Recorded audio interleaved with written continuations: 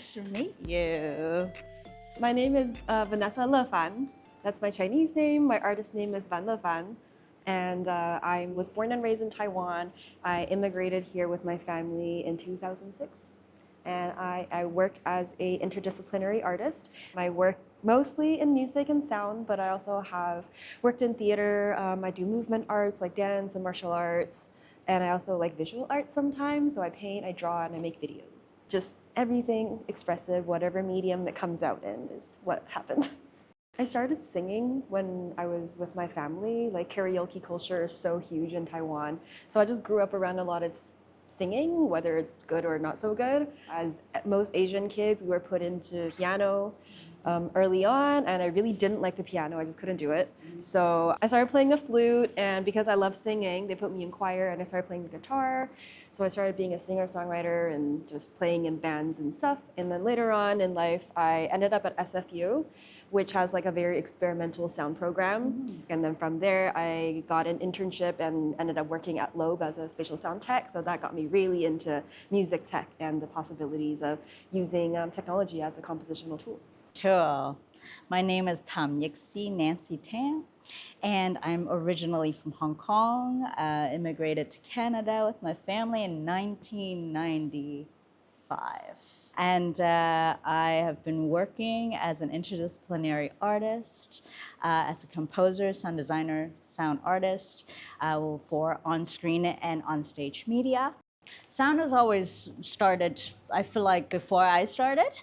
And my mom was deep into choir culture in Hong Kong. So singing was always a part of my life. And I've always had an affinity toward like very small movements. I can just fixate on like tiny details, and tiny details to me just is like tiny sounds, and I find them very poetic and beautiful. That's kind of my and I've never really made a differentiation between like sounds as found sounds and also music. I feel like they've always been one and the same. So it just felt like I found my place. That was a great feeling as, you know, an immigrant to kind of go like, oh, there's like a sense of belonging. That's kind of how I started listening and how it's continued to inform, I feel like, greater than just my artistic practice, but just the way I am.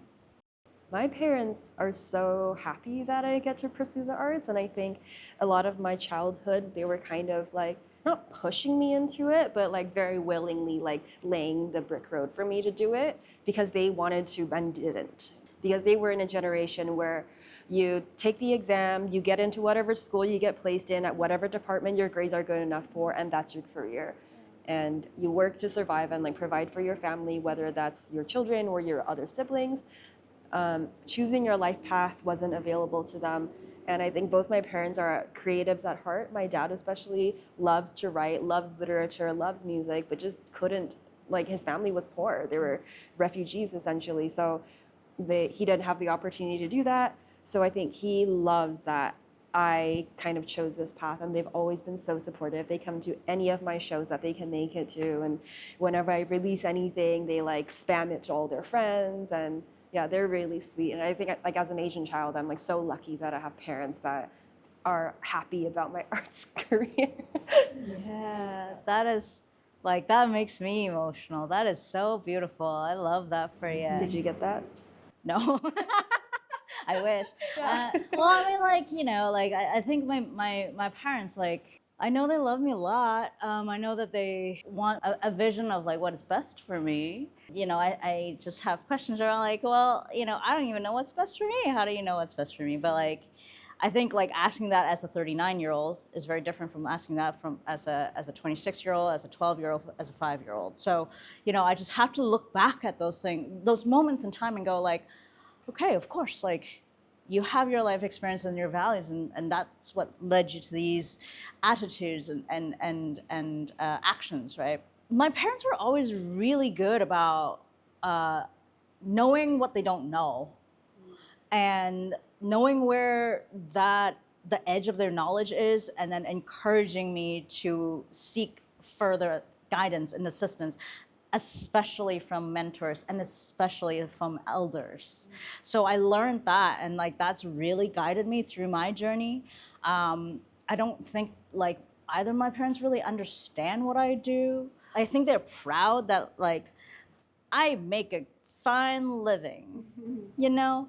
And that's also fine. That is also fine, you know? Yeah, I think mine live a little bit on edge because they're never sure if I can pay my bills, even though I've paid all my bills for my adult life. But they have that worry of like, are you doing okay? What's your bank account like? Do you need some money? Like, I appreciate the care, but maybe I'll get to a place one day in my adulthood where they can be like, okay, I think she's fine.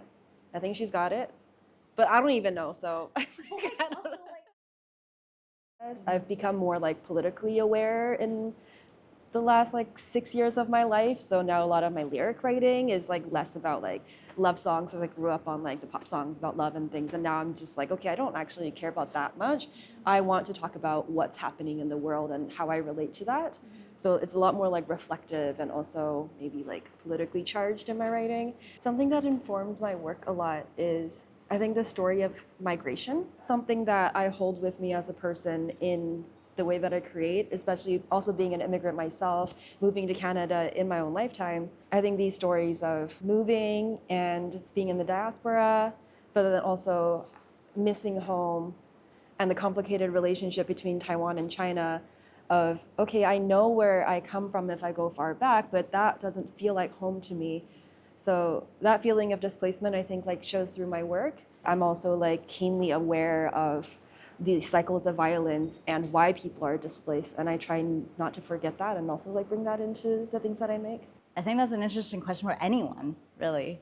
I think that migration has such a impactful experience. It's undeniable, but that's also just like a small part of, I think, of my overall identity. So in my artistic career so far, I like to hide. I like to just kind of conceal a lot of my process sometimes, like within the work or the dramaturgy. And part of it is trying to get folks to be interested in the subtleties and nuances of things rather than going like, this is what we're talking about.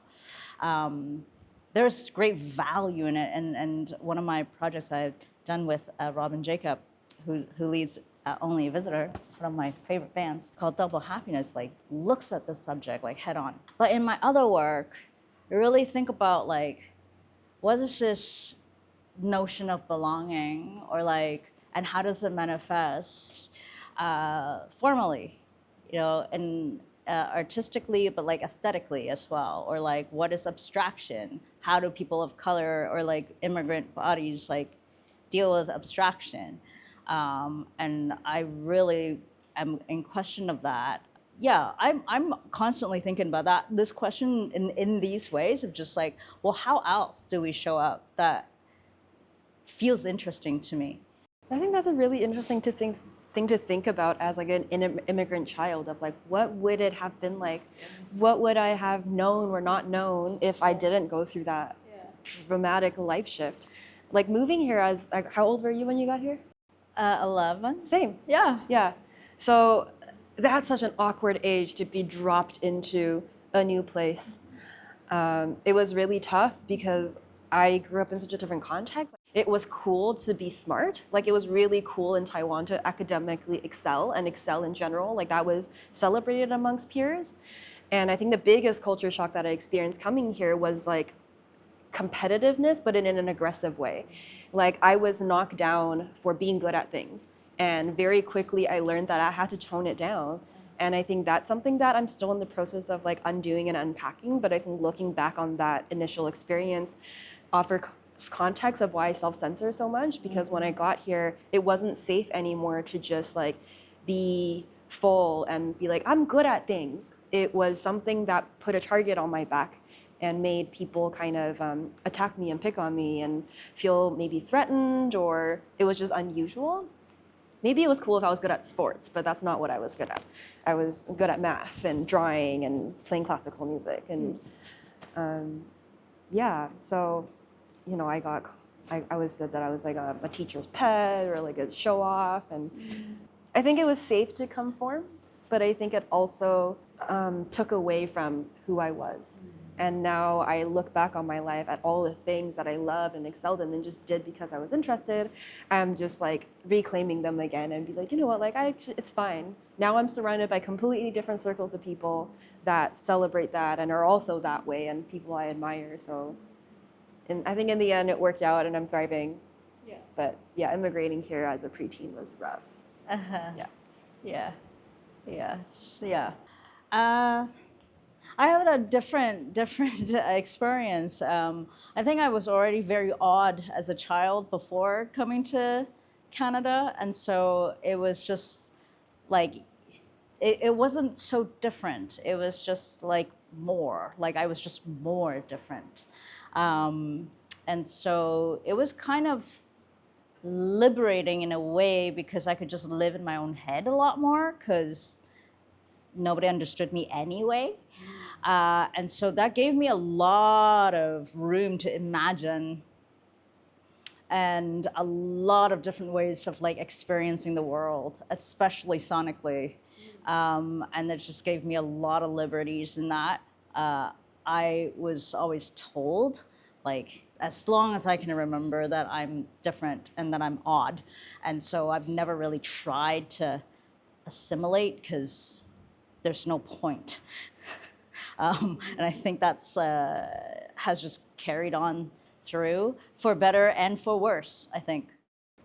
I feel like Chinese is such a loaded word because it has a political charge and context to it, especially being in the West with the years of the Red Scare and xenophobia. But I don't know, I think a part of my own practice, not just in the context of China, but globally, is trying to separate governments from the people and current governments from the cultural history that places and people hold still.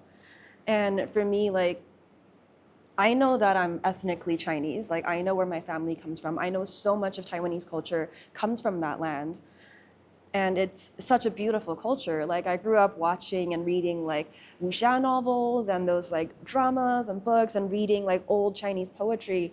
And at the heart of all of these stories, there's always this value of valuing simplicity. You know, you look at the clothing through all these dynasties and the artwork, and it's one of the longest unbroken histories and cultures in the world. And there's a value for family and friends and honesty and loyalty and love of food. I think that's like a common thread. And I'm so proud to be a part of that. And that's a big reason why I started learning Kung Fu, because I was introduced to like street dance, like hip hop and things, but it never felt right in my body. And there was always this like thing about like cultural appropriation, like I'm always a guest here. So I wanted something to practice in my body that felt like I belong there and I can feel at home.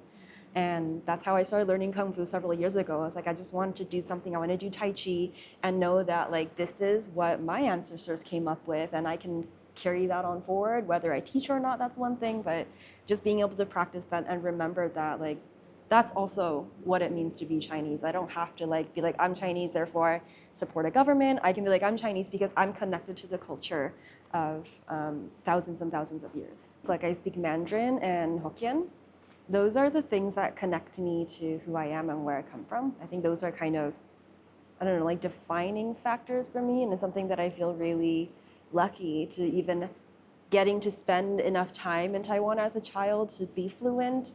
I'm not fluent in Hokkien. I only spoke it with my grandmother. I didn't really have a lot of formal education around it. But it's still something that I hold to me because I'm like, oh, wow, like I still remember those words. I can still understand. And it kind of brings me back to a place of that connection with someone because my grandma didn't speak any Mandarin. She spoke Hokkien and Japanese. So that was the only way I could communicate to my grandparents as like a small child. And that was my only use of that language at the time. So to think that, oh, I retained a lot of that reminds me that that part of me is still there. The evolution of language is really interesting, I think, especially in like the Chinese language, because the written form is from pictographs. And so there's like deep connection to how we literally view the world and about materiality. And I think these concepts change, like dialect differences. There's also like colloquialisms that change. So like my Cantonese is kind of fixed from the 90s because that's where I grew up. That's why I learned. and it's very different from the Cantonese that's like spoken in Hong Kong now. Like, I understand them for sure, but like my Cantonese is very dated. Yeah, my Mandarin is also very outdated because I left when I was 11. I don't consume any like pop culture really. I go back once a year, but there's like a lot of like lingo and things that I don't understand. Yeah, my Mandarin is definitely not as good as my English, I don't think. But yeah, I think here, I don't know, we should need to officialize more languages because like then what about Hindi? What about Tagalog? Like there's so many languages. Exactly. Yeah. Exactly. Chinese isn't the cool Asian in the Western lens. You know, it's like cool to have things from Japan, cool to have Korean skincare, but there's an exclusion of Chinese people or Chinese culture.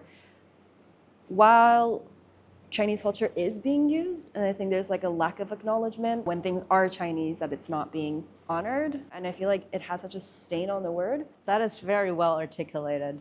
I feel like I was just say ditto, but like change the word like Taiwan to Hong Kong, like very, very similar experience, like from what I just gleaned from our conversation. And I think it's a really complicated question for Taiwanese people and people from Hong Kong because, especially I think growing up in our generation, there's such a political narrative around like rejecting that and be like and holding our nationality as something that, you know, it's not like it's not at threat. It is like on a political scale. But I think both things can be true. Like I can be nationally Taiwanese, but still acknowledge and embrace the fact that in my blood I'm Chinese, and most of us there are, other than the indigenous people. Because for me to not acknowledge that is also a colonizer mentality of like, I'm from Taiwan, but what about the indigenous people? I need to acknowledge the fact that there were people here before me, and I came from somewhere else as well. Just like I can say I'm nationally Canadian, but that doesn't mean I'm like, okay, I'm Canadian and nothing else, because that erases the fact that there were people here before I got here. Yeah, I think being Chinese or any culture or any nationality is like a deeply complicated and personal thing. Yeah, and I think like in Canada, if you're not an Indigenous person, like any nationality is already like asking us to hold a multitude of identities. And so I think to honor that is like just to be in the complication of it and like recognize it, celebrate it, you know. I think that's the action of honoring. That's the action of living, right? And I think that's where like evolution comes, because it's not dead, you know, it's happening still. And even the understanding of like Chinese, it's not a monolith of like one thing. Like China itself, it's such a complicated place with so many different cultures and identities and languages and dialects that Chinese is such an umbrella of like, what does that even mean? That's like being European. And within that, there's so many nuances from village to village, even person to person. So yeah, I don't know. Yeah. To me, it's just kind of a word. Yeah. Yeah. Yeah. It's a sign. Yeah, it's a symbol that we have assign meaning to. But yeah. I think the most celebratory or like helpful thing about wearing that you know label is to go often I'll be like, oh, okay, so like, what do you want to like? When we go to Crystal Mall, which stall are we going to eat at first? You know, and just like, you know, it's an invitation to kind of go like, where's the Venn diagram? Because I think we all like know that there's a lot of differences within this, you know, label. Anyhow, I've experienced and I've seen like implicit biases, right? Like and been on that end of it. And then the moments that I think about are like when I have to justify my minority status, or like I have to justify how I've been racialized. This is when I feel the most racialized, because I'm not always thinking about it. I'm just like, I'm just existing, you know. But it feels like you know, when that question is proposed, I have to face it.